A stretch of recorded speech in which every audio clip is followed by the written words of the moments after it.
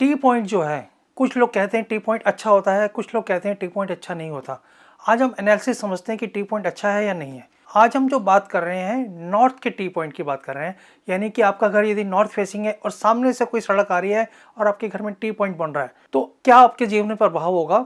यदि नॉर्थ का T point आपके घर की तरफ है तो आपके पास भरपूर पैसा होगा। अचानक इतना पैसा होगा कि आप उसको संभालना मुश्किल हो जाएगा। टी पॉइंट नॉर्थ का होना पैसे की भरपूरता देता है, पैसा इतना देता है कि आप संभाल नहीं पाओ।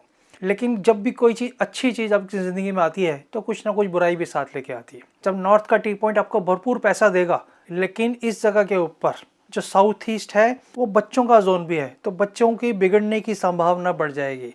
आपके बच्चे अनाप शनाप पैसा खर्च करेंगे, आपका उन पे कंट्रोल खत्म हो जाएगा। पैसा जरूर देगा लेकिन बच्चों के बिगड़ने की संभावना बढ़ जाएगी। आप यदि बच्चों पे ध्यान नहीं देंगे तो बच्चे बिगड़ जाएंगे। और साथ साथ इस जगह पे फ्लोइंग कैश तो बहुत होगा, लेकिन फ्लोइंग कैश में भी कमी कभी कभी होती रहेगी।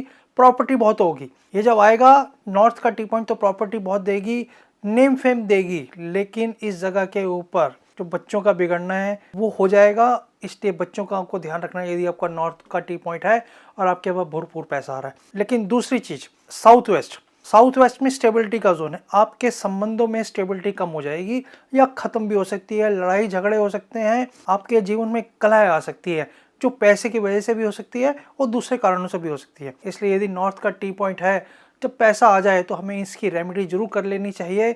हमें साउथ ईस्ट को बेटर कर लेना चाहिए, हमें साउथ वेस्ट को बेटर कर लेना चाहिए और नॉर्थ के टी पॉइंट को किसी भी तरह से उसकी रेमेडी हमें कर लेनी चाहिए। इसलिए कोई भी टी पॉइंट ऐसा नहीं है जो बहुत खराब है या बहुत अच्छा है, लेकिन उसके साथ साथ जिसे कहते हैं उपसंहार जुड़े हुए हैं, उसके नेगेटिव या पॉजिटिव इफेक्ट भी जुड़े हुए हैं। अगली बार फिर हम आगे देखेंगे साउथ के टी पॉइंट को।